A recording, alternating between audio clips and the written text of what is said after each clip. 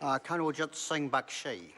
Thank you, Mr. Speaker, for the opportunity to speak on the third reading of Electronic Monitoring Offenders Legislative Bill, which is divided into three parts as Corrections Electronic Monitoring of Offenders Amendment Bill, Parole Electronic Monitoring of Offenders Amendment Bill, Sentencing Electronic Monitoring of Offenders Amendment Bill.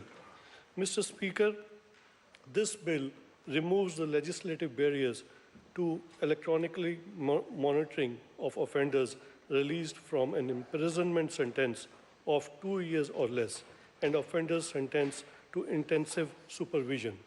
Mr. Speaker, it is very important that we amend our legislative from time to time to ensure that we are up to date.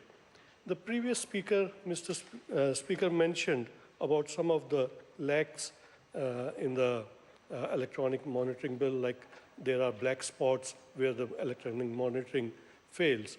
But those are the things that technology keeps on improving, and this part of this bill is that from going through those UF monitoring bracelets, now we are into GPS, which gives us the exact position of the prisoner, where he is and where he is supposed to be or not.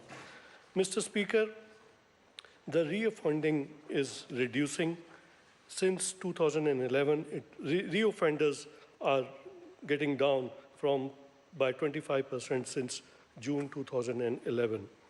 The vast majority of prisoners are released back into our communities, which is why we are committed to ensuring that they don't create more victims.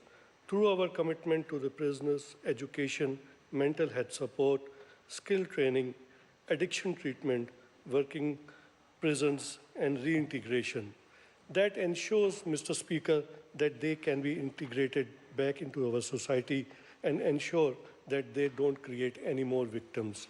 And that is how we can progress in these areas.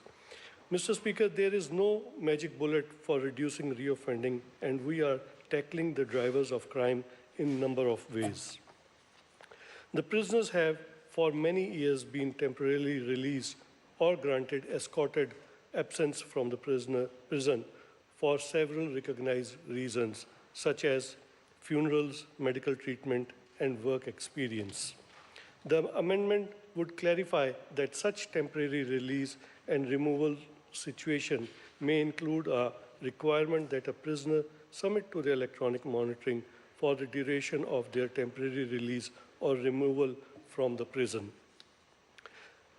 The Select Committee recommended that a new provision to provide that prisoners who are permitted to reside or engage in work outside the secure perimeter of the prison, such as those residing in external self-care units and those employed on work parties, may be required to submit to electronic monitoring for their whereabouts so that we can monitor and see where they are required to be. This would provide explicit authority for GPS monitoring of prisoners outside the perimeter and give an additional assurance that the prisoners are where they are supposed to be. It would also set out the purpose of the electronic monitoring and limit the use of information obtained. Mr. Speaker, this bill again emphasizes that we are committed to make our society safe, and we hope that this bill will be a step forward, and I commend this bill to the House.